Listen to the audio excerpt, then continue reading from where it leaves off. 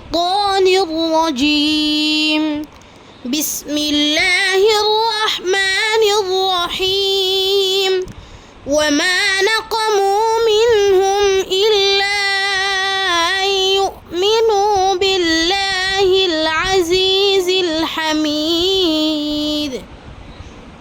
ইরশাদ হচ্ছে, তারা তাদের থেকে প্রতিশোধ নিয়েছিল কেবল এই কারণে যে তারা বিশ্বাস স্থাপন করেছিল একমাত্র মহাপ্রশংসিত আল্লাহর উপরে।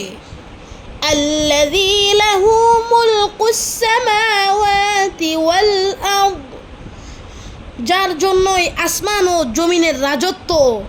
ওয়াল্লাহু আলা কুল্লি শাইইন শাহীদ, বস্তুত আল্লাহ সব কিছুই দেখেন বা প্রত্যক্ষণ করেন।